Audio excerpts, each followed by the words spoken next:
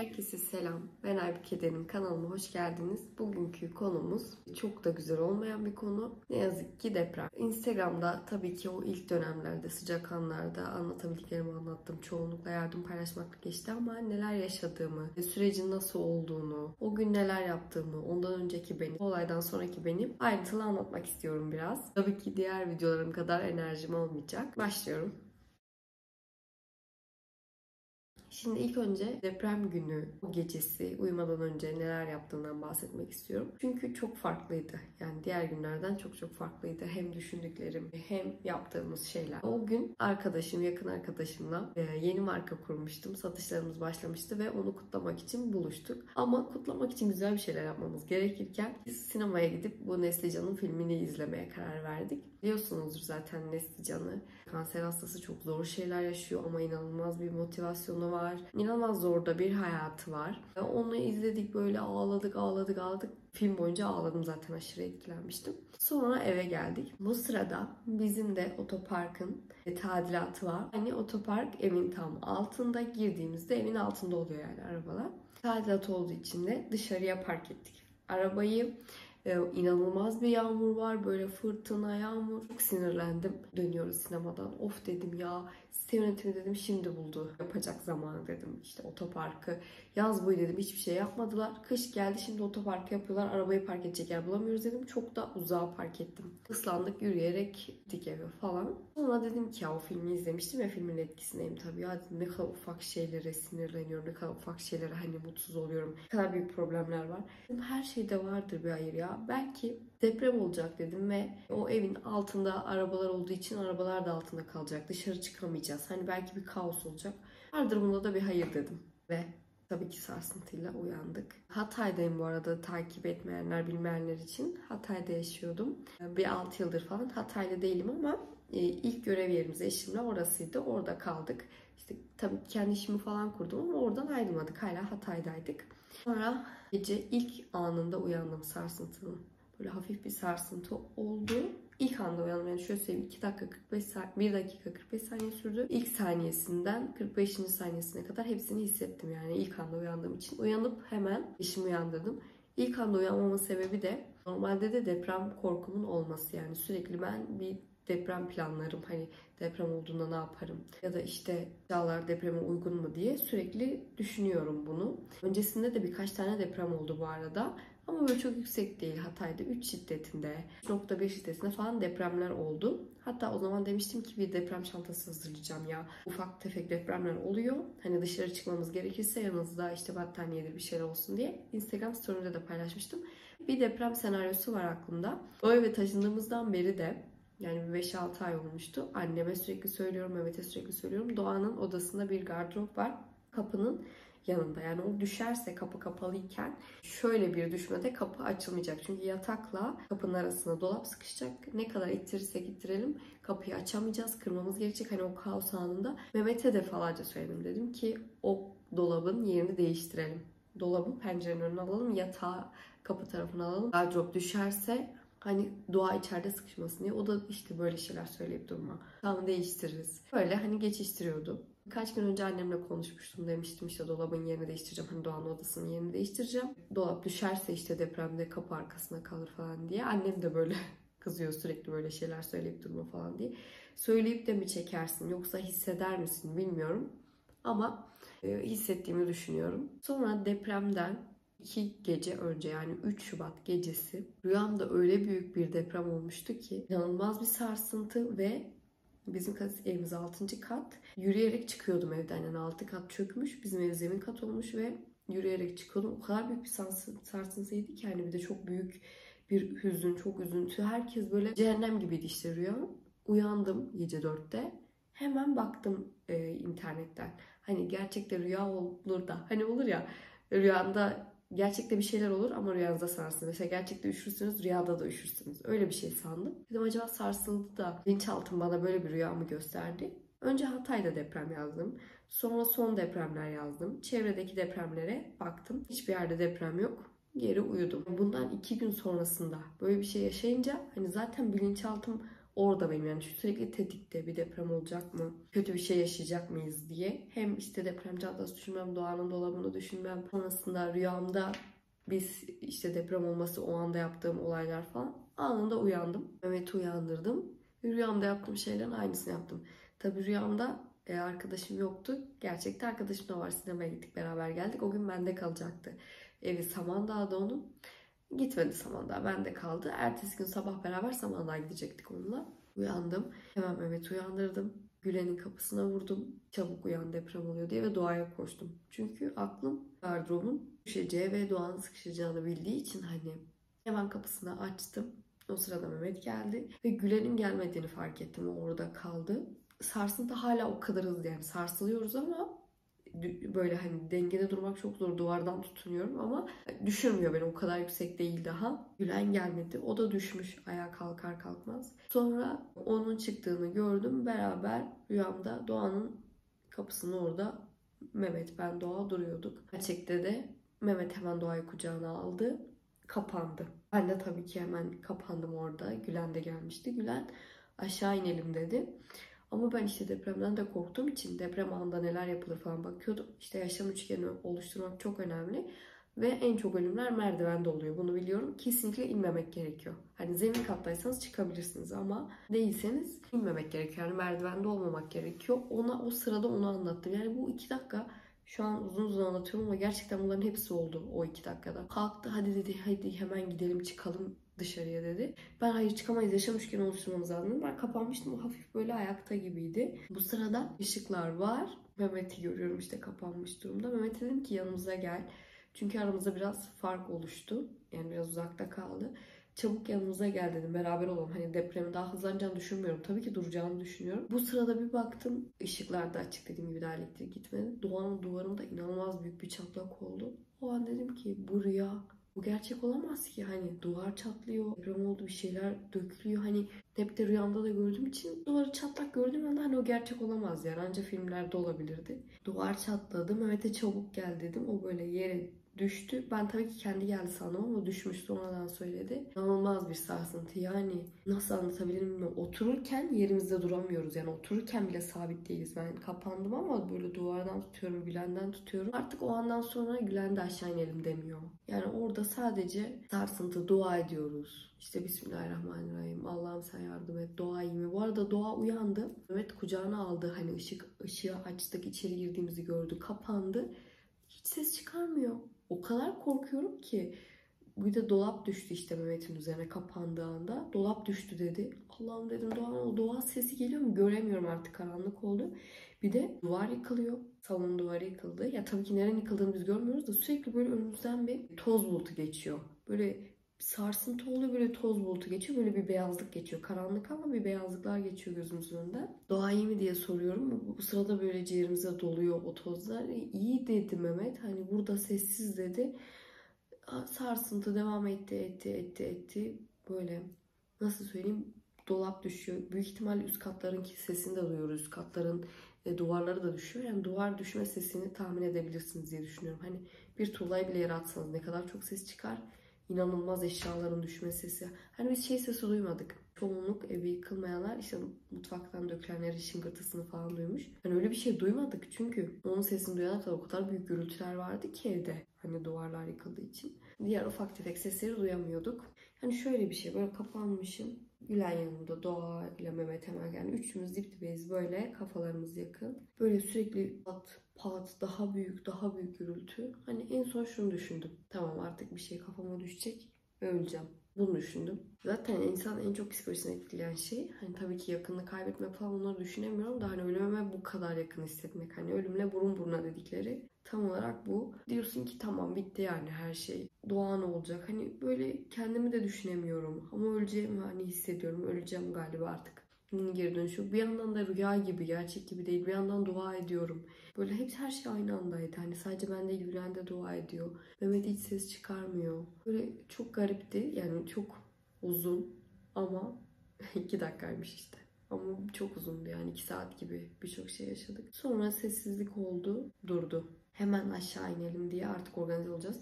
O ana kadar ben böyle bilinçliydim, organizeydim. Hani herkesi uyandırdım, bir araya topladım, yaşam üçgeni oluşturalım dedim. Kapandık işte, merdivenlerime izin vermedim ama ondan sonrası için bir böyle panik hali geldi. Hani ne yapacağımı bilemedim. Telefonumu da almadan koşmuştum Mehmet Doğan'ın yanına. Çünkü işte dolap düşer orada kalır diye. Sonra telefonumu almak için odaya gittim. Ama ben bizim odada bir yıkım olduğunu düşünmedim. İçeri girdim, ayağıma bir şeyler batıyor, karanlık. Telefon da başımdaki komodinin üstündeydi. Oradan alıp çıkacağımı sanıyorum. Komodine dokundum. Molozlar var. Yerde zaten ayağıma batıyordu. Yere düştüğünü fark ettim. Yere dokundum. Elime tuğlalar geliyor.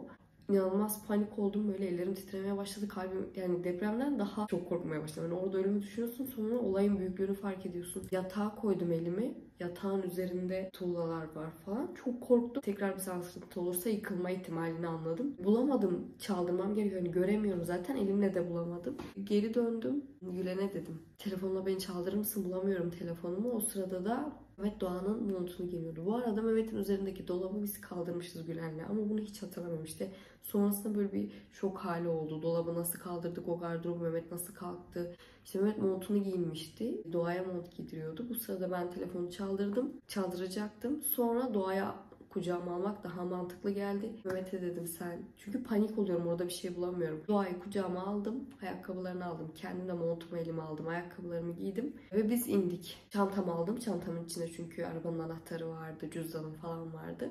Direkt indik. Yani öyle battaniyeyi de başka bir şey almak aklımıza gelmedi. O an acil şeyleri alıp inemedik. Hani evin anahtarıymış falan, onlar da değil. Araba anahtarı, cüzdan ve telefon, bu kadar.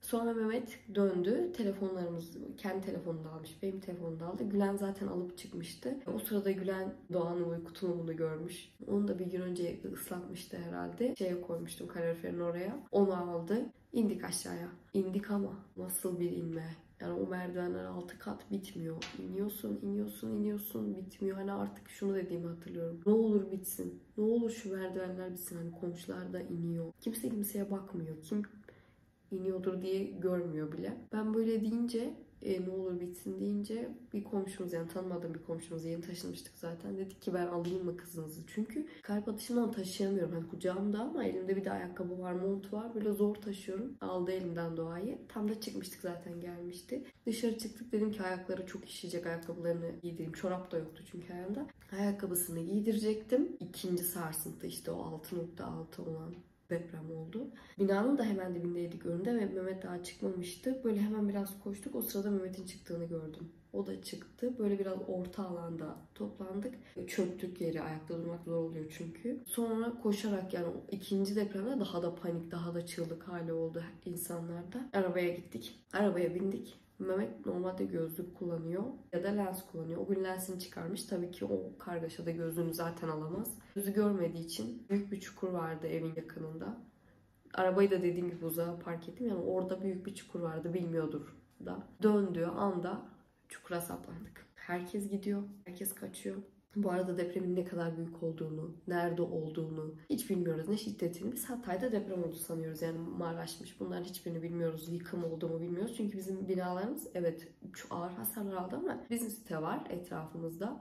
Bir site daha var. Yani diğer etabı var. O da yıkılmadı. Bizimki de yıkılmadı. Öyle bir şey sanıyoruz. Arabanın içinde kaldık. Şiddeti bilmiyoruz. Depremi bilmiyoruz. Kimseye ulaşamıyoruz. Komşum Hatice var, biliyorsunuzdur. Takip edenler biliyor. Bilmeyenler için. Arkadaşım. Onu aradım. İlk anda çekiyordu telefon bu arada. Onu aradım, çaldı. Ama o da telefonunu alıp çıkamamış. Karanlık zaten, kimse kimseyi görmüyor. Aradım, açmadı. Sonra arayamadım zaten. Annemleri arayacaktım. Sonra dedim ki sağlıklıyız ya, onlar da panik olmasınlar. Onlara da bir şey olmadı. Hani onları da aramadım. Sadece şey yazdım, iyiyiz diye. Mesaj gitmedi zaten. Bayağı bir uğraştık, gitmedi. Şeydeyiz bu arada. Binanın yanındaki çukurdayız. Hani bina yıkılsa üstümüze diye düşünüyoruz. Çünkü artçılar hala devam ediyor. Biz arabaya bindik, hala sarsılıyor. Sürekli sarsılıyor. Hani yandaki bina yıkılsa arabayla beraber altında kalacağız. Dışarı çıksak yağmurda sırılsıklam olacağız. Kimse kimseye arabasını almaz. Yani kıyamet günü o gün. Hani o gün normal bir zaman değil. Normal bir zamanda arabanın bir yere saplansa biri tutar, der ki gel itelim. Yani yardımcı olalım falan. Orada insanlar geçiyor. İşte birkaç kişiye sorduk, yardım edebilir misiniz diye. Hayır dediler. Devam ettiler. Hiç yadırgamıyorum çünkü herkes can pazarında. Orada kaldık. Bekledik. İşte birilerine ulaşmaya çalıştık. Tabii ki bilmiyoruz ya bu kadar büyük olduğunu, bu kadar çok şehre etkilediğimiz sanıyoruz Hatay'da. Yol yardımı aradık. Arabanın üzerinde yazıyor işte yol yardımı diye. Küçük bir numara koymuşlar, not. Onu aradık. Dedik ki yol yardımı falan, ulaşıyoruz. Ben onu duyuyorum ama onlar beni asla duymuyor. Ulaşıyoruz, ben onu duyuyorum, onlar beni asla duymuyor. Tabii ki zaten yol yardım bana mı gelir yani, ölümler var falan ama bilmediğimiz için. Sonra anladık ki bize kimse yardım etmeyecek. Ve kaderimizi bekleyeceğiz yani, orada yapacak bir şey yok. Gündüz olursa bir şekilde çaresine bakacağız. Ya da ailelerimizden biri gelip bizi kurtaracak. Öyle bekliyoruz. Hani şükrediyoruz. Doğa şarkı söylüyor arada. Nasıl geçiyor o zamanlar bilmiyorum işte. Nasıl çıktık? Ne yaptık o anda? İşte çok şükür yaşıyoruz. Hani duvarlar yıkıldı. İyi ki başka bir yerde durmadık. Hani bunları konuşuyoruz falan. Doğa gayet tatlılıklarında, mutluluklarında falan. Sonra bir arkadaşımız ulaştı bize. Evi şehir merkezinde olan bir arkadaşımız aradı. O tabii ki şehir merkezinde olduğu için yıkımları görmüş. Biz yaşıyor muyuz diye arıyor. Bize bir şey söylemedi de en azından aradı bizi, iyi oldu. O sırada da çekti telefonu Mehmet'in. Dedi ki böyle böyle saplandık biz. Bizi kurtarır mısın? Geldi. Tabii ki arabayı çekemeyiz yani, inanılmaz yağmur yağıyor. Karanlık zaten. Dedi ki gelin bizim arabaya binelim. En azından evin yanından uzaklaşalım. Bir toplanma alanına gidelim. Toplanma alanına giderken arabanın ışığının yansıdığı kadar zaten sokak lambaları yok. Yıkımları gördük. Hani bir böyle sokaklara yıkımlar var. Sokak kapanmış, çıkıyoruz falan. Ve bu ışık yansıyor. Böyle orada bina olması lazım. Öyle bir düzlük. İnanmayacaksınız ama hani onları görüyorum da böyle insanların öleceğini düşünmüyorum orada. Diyorum ki hani burada insan yok herhalde. Televizyonlarda görüyoruz ya, deprem olur ve yardım ekipleri gider, orada çalışmalar olur. Sesimi duyan var mı diye bağırılır. Kimse yok başlarında, diyoruz ki yani burada insan yok herhalde. Yani ben öyle düşünüyordum yani, inanın. Sonra devam ettik. İşte bir toplanma alanına gittik. Gülen'in ailesinde işte ablasının evinin yıkıldığını öğrendi. O tabii ki duramıyor. Enkaz altındalar. Onu da götüremiyoruz. Başka bir arkadaşımızın aracındayız. Onun da çocuğu var, karısı var ve yollar hep kapalı. O da Samandağ'a gitmesi lazım. Başka bir arkadaşı geldi, onu aldı. O da Samandağ'a gidiyormuş. Bir şekilde onu bıraktık ama o sırada gün ağardı, işte onu gideceği yere kadar götürürken. Gün bir ağardı. O da başındayız bu arada, bu en çok yıkımın olduğu yer. İnanılmaz yani, bir sürü bina yıkılmış ama mesela orada asla düşünmüyorum ben onların içinde insan olduğunu. Çünkü yok ya, onun içinde insan olamaz yani. Kimse yok çünkü. Hiç kimse yok. Hani büyük ihtimalle yakınları da zor durumda olduğu için onlar da gelememişler o anda. Doğa durmuyor hani. Çocuklar daha doğrusu 2 tane çocuk vardı arabada. İkisi de sıkılıyorlar, arabada çıkmak istiyorlar. Acıktık falan diyorlar. Hani onları da düşünmüyoruz. Hani acıkmayı ne yapacağız? Ne oldu? Hani bir şok hali var. Ne yapacağımızı bilemiyoruz. Sonra işte bir tane arkadaşım Mehmet'in evde mahsur kaldığını söyledi. Onun yanına gittik. Evi yıkılmamış ama zemin katı çökmüş. Yukarıda mahsur kalmış. Onu kurtarmaya için gittiler. Ama yapacak hiçbir şey yok. Asansör lazım. Çünkü eve çıkış da yok. Yani zemin kat çökmüş. Kapısı sıkışmış. Atlayamıyor da yüksek olduğu için asansör lazım. İşte asansör bulmaya falan çalışıyoruz. İmkansız. Ambulansı arıyoruz. İşte Gülen'in ablası enkaz altında. Hani biri gitsin, yardım etsin, itfaiyeyi arıyoruz. Ama işte bu kadar büyük bir şey olduğunu bilmiyoruz ki hani. Birkaç yer, birkaç kişi gelecekler. Hani bu İzmir'deki deprem gibi. Birkaç bina yıkıldı ve Hatay'da sadece deprem. Gelip herkesi kurtaracaklar sanıyoruz. Arıyoruz 112, asla düşmüyor. Böyle hala o an da ciddiyetinde, hani farkında değildik. Sonra gün ağarınca arabayı kurtarmaya gittik. İşte halatla bağlıyoruz, çıkarmaya çalışıyoruz falan.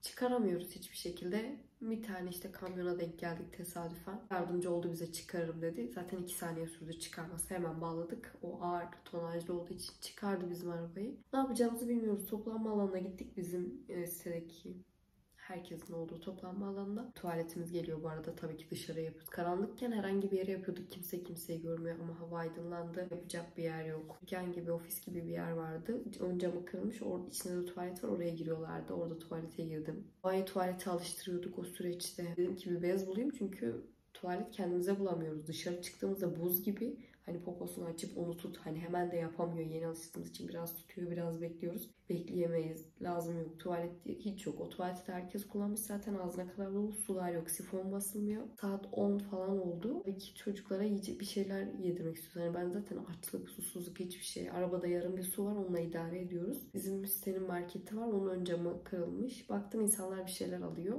Sitenin bakkalı zaten, hani numarası var bizde. Dedik birkaç bir şey alalım. Ararız, söyleriz, parasını göndeririz. Sonrasında gönderdik de zaten aldıklarımızın parasını. Oradan bir bez aldım Doğa'ya. Zaten şey yapılmıştı. Yani birçok kişi almıştı. Yağma demek istemiyorum. İnsanlar ihtiyacını almıştır bence oradan. Çok şey almıştı. Su falan yoktu zaten. Kuru yemiş vardı doğaya yedirebileceğim. Kuru yemiş aldım. Bir de bisküvi aldım. Bu şekilde onları yedirdim zaten yol boyu. Sonra yola çıkma kararı aldık. Annemler Konya'da. Bu arada iyiyiz mesajım. Ben saat 4.30 gibi atmıştım iyiyiz diye. 6.30'da gitmiş. Farklı bir numaradan gitmiş galiba. Hatlar arası da bir karışıklık oldu. Yani böyle başka birinin telefonu başka birinin telefonu gibi. Ben attım. Ece kimsiniz yazmış kardeşim bana. Dedim benim. Ev kötü ama biz iyiyiz. Çıktık, sağlıklıyız, merak etmeyin. Tabii ki arıyorlar, ulaşamıyorlar. Çekmiyor yani, hiçbir şekilde çekmiyordu. Özellikle hani Turkcell'de benim hattım hiçbir şekilde çekmedi. Yani o iyi mesajı gitmiş. Sonraki attıklarım da gitmedi. Bayağı uğraştım. İnternet hiç çekmedi zaten. Bir de oradayım. Hani durumu da gördüm. Yıkılan binalar var. Evet, içinde insan yoktu diyorum ama hani bir iki tane de olsa insan varsa hani kurtarma ekibi gelsin, hani paylaşmam lazım. Gülen'in, arkadaşımın ablası enkaz altında olduğunu bilmiş. Hani ona gitsin en azından yardım diye paylaşım yapmak istiyorum. Ama yapamıyorum. Yok yani, story atayım dedim ilk önce, iyiyiz hani insanlar merak etmesin. Sonrasında devamını anlatacağım. Paylaşamıyorum çünkü hiçbir şekilde internet çekmedi. Şehirden çıkmaya çalışıyoruz. Çıkamıyoruz. Çünkü hani ambulanslar öncelik veriliyor haklı olarak. Bir türlü şehirden çıkamıyoruz. Bu sırada saat 1 oldu.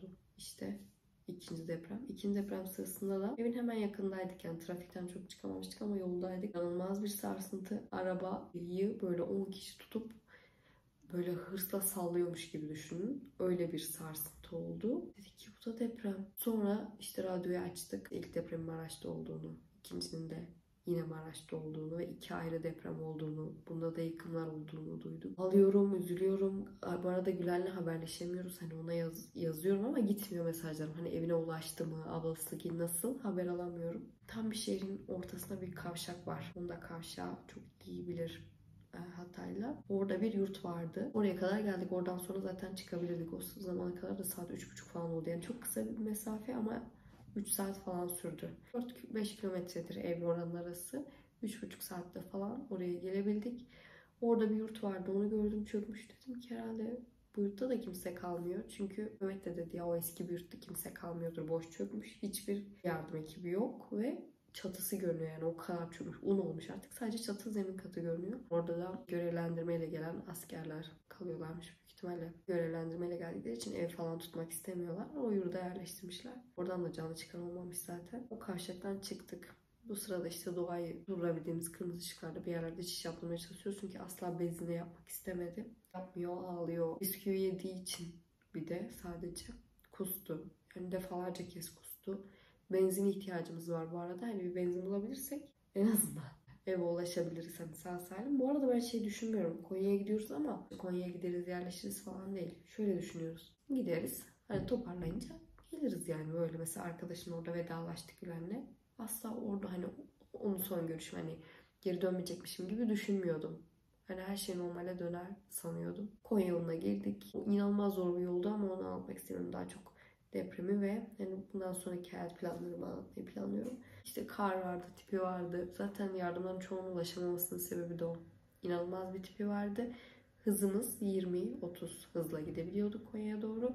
Jandarma zaten ilerlememize izin vermiyor can güvenliği için. Yol boyunca en az 30-40 tane kaza gördük. Hep arabalar kayıp. Şarampora yuvarlanmış ya ortadaki o yol ayrımı demirlerine saplanmışlar. Yani çok şükür kaza da yapmadık. Çok şükür o depremden sağlıklı çıktık. Hani üçümüz de sağlıklı çıktık. Yolda da bir sıkıntı yaşamadan geldik. Hani çok zor olmasına rağmen annemlerin yanına. Ama geldiğimizde yol kaç saat sürdü bilmiyorum. İşte saat 12 gibi çıktık yola.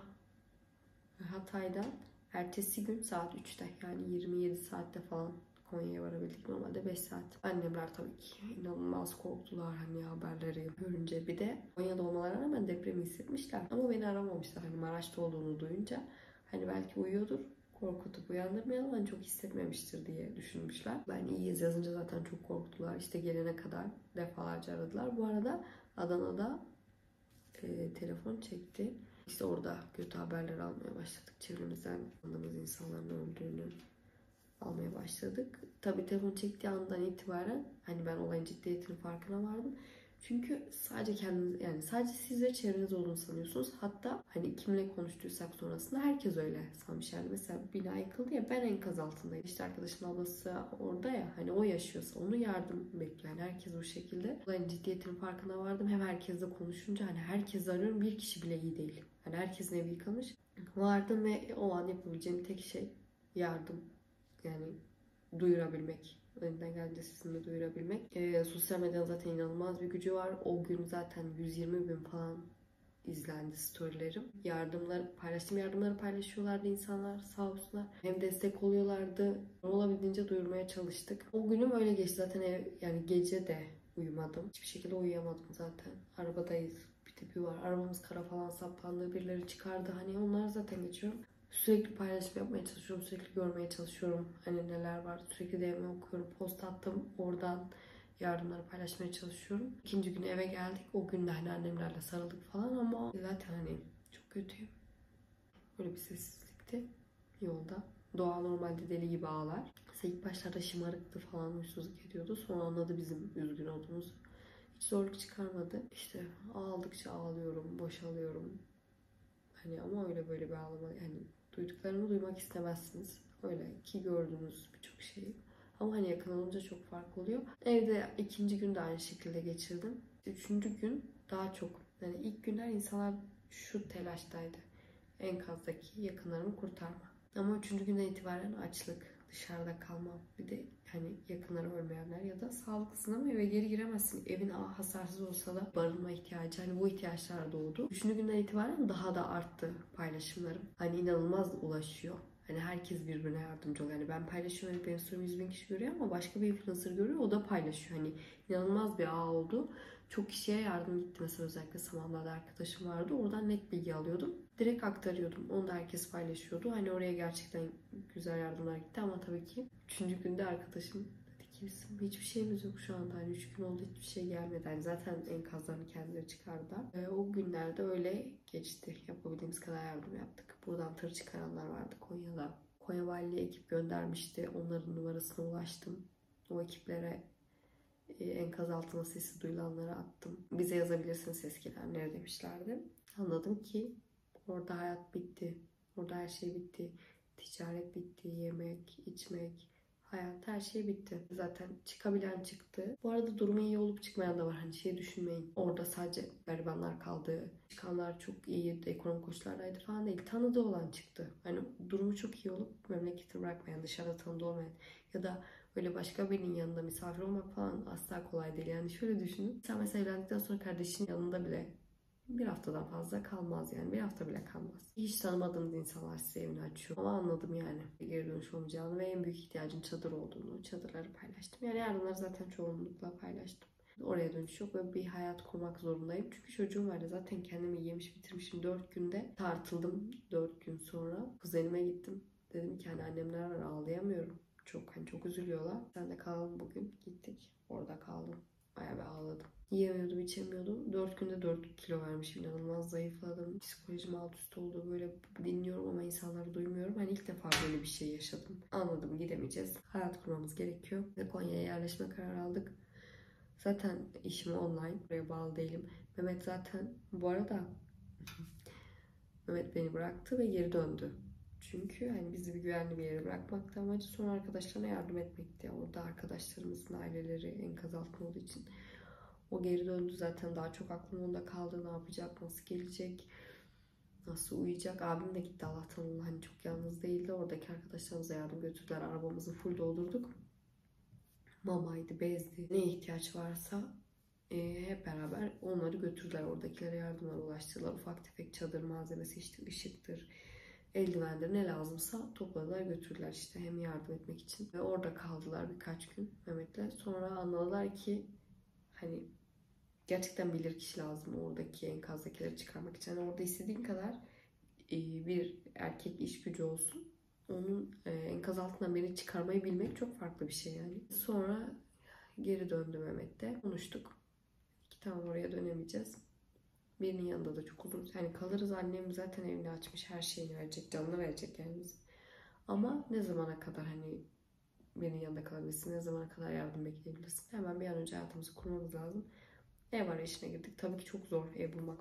Fiyatlar uçuk. Ev kalmamış bir de. Hani biz annemlerin yanındayken birçok kişi geldi. Yabancı gelenler özellikle. Hani bir tanıdığının yanına gelmeyenler direkt evini tuttu. Şehrin dışında da olsa bir ev bulalım diye. Şu anki oturduğumuz evi bulduk. Kiraladık, bıraktık. Çok uzadı ama sonra eşyaları almaya karar verdik. Ev ağır hasarlı ama yıkılırsa hiçbir şeyimiz kalmayacak. Hani sadece eşya değil, anılarımız da kalmayacak ama eşyaya da ihtiyacımız var çünkü hayat inanılmaz pahalı şu an sıfırdan başlayanlar için. Kıyafetimiz yok, mobilyamız yok. Her şeyimiz vardı ama. Her şeyimiz fazlasıyla vardı. Ama böyle farkında değildik bu kadar çok şeyimizin olduğunu, bu kadar çok şükür sebebimizin olduğunu. Evimiz ağır hasarlı olsa da gittik çıkardık. Bir ev turu çekeceğim. Ev turunda daha ayrıntılı anlatırım. Taşınma sürecini, nasıl oldu? Hani taşımadan çok bahsetmek istemiyorum ama eşyalarımızın bir kısmı geldi. Hangilerinin geldiğini göstereceğim size. Bundan sonra ne yapacağız diye sorarsanız buradayız. Ne olacak bilmiyoruz. Tayin durumu nasıl olur? Ne yaparız bilmiyoruz ama yani bu korkuyu yaşadıktan sonra hani o sarsıntı korkusunu, o ölüm korkusunu yaşadıktan sonra ben dedim Mehmet'e herhangi bir deprem riski olan bir yere gidemem. O Denizli'de mesela. Denizli'ye de gidebilirdik ama orası da deprem bölgesi. Asla gidemem çünkü burada bile hala sürekli deprem oluyormuş gibi hissediyorum. Rüyalarımda sürekli depremi görüyorum. Farklı senaryolar, evinin farklı yerlerinde yakalanıyorum. Sürekli başka işte bir gün enkaz altındayım, bir gün başka bir yerdeyim. Böyle görüyorum. Hala psikolojim çok düzelmiş değil. Ama bir yandan da hayat devam ediyor. Doğa için devam ediyor. Bizim için devam ediyor. Ama en çok doğa için hani çok hırçınlaştı. Ayrıca çok duygusallaştı. Böyle gelip sürekli bizi öpüyordu. Seni çok seviyorum diyor hani bizi mutlu etmek için. Şu an okula başladı. Biz burada biraz daha normalmiş gibi yaşıyoruz ve o da daha iyileşti. Biz de biraz daha iyileştik. Kendimizi iyi hissediyoruz. Umarım bundan sonrası için, sadece bizim için değil, orada deprem yaşayan herkes için iyi bir hayat vardır. Eskisinden daha güzel olur. Bende ne değişti diye sorarsanız. Ben de yani çok şeydim, olumsuzluklara karşı çok çabuk sinirlenen biriydim. Of ya niye olmuyor? Of ya bu niye böyle ya? Böyleydim. Sabırsızdım. Şu an öyle değilim. Çünkü işte o otoparka isyan ettim. Ev alacaktık mesela. Ev sahibi kredi çektirmedi. Yani daha doğrusu vergi çıkıyor ya kredi çekince. O verginin çıkmasını istemedi. Dedi ki peşin vermeniz lazım. Nakitimiz yoktu, ev almadık. İyi ki ev almadık. Şu an hem borcumuz vardı hem evimiz yoktu. Kiracıydık. Geldik. Parfümlerimizin inanılmaz bir sinir krizleri geçirtiyordu bana. Yani tam olacak, tam satışa çıkacak olmuyor. Tam parfüm üreteceğiz, patentimize itiraz geldi. Tam üreteceğiz, şişe stoğu ile ilgili sıkıntı yaşadık. 5 ay gecikti. Ve o 5. ayda biz İstanbul'da bir depo bulduk. Oraya çektirmiştik ürünleri. Yoksa Hatay'a gelecekti ve Hatay'da bir depoda olacaktı. Bilmiyorum orası nereyi tutacaktık. Belki orası yıkılacaktı. Bütün birikimimizi oraya yatırdık. Bütün birikimimiz çöp olacaktı. Ne olacaktı bilmiyorum ama iyi ki olmadı. Yani her şeyin bir sebebi vardı, bir engel olunmasın. Yani Allah bir şey engel oluyorsa benim iyiliğim için engel oluyordu ve ben bunun farkında değildim. Belki siz yaşamadınız, bilmiyorum, bu videoyu izleyenler belki yaşadı. Ama yaşamadıysanız da eğer bir şeyler olmuyorsa mutlaka bir sebebi vardır. Yani ben şu an kesinlikle öyleyim ve çok şükrediyorum. İkincisi de eğer deprem bölgesindeyseniz ertelemeyin. İşte bir yere taşınmanız gerekiyorsa, taşınabiliyorsanız taşının. Yaptırın yapı denetimi. Yani canınızı kaybetmektense en azından bir süreliğine çadırda ya da birinin yanında idare etmek iyidir yani hayatınızın geri kalanı için. Mutlaka denetiminizi yaptırın. Yıkılmadı binamız ama bir sürü deprem korkum da vardı. Eşime hep diyordum acaba depreme dayanıklı mıdır? Acaba diyordu ki yeni binaya ne olacak ki? Ama gördük yeni binaları da. O yüzden siz de farkındasınızdır ama ben tekrar söylemek istedim. Benim anlatacaklarım bu kadar. Anlatacaklarım bitmez. Etrafımdakilerin hikayeleri bitmez. Aldı çıkardığım dersler bitmez. Ama bayağı da konuşmuşum. Umarım faydalı bir video olmuştur. Bu da böyle bir an olsun diye çekmek istedim. Hepinizi seviyorum. Hoşça kalın.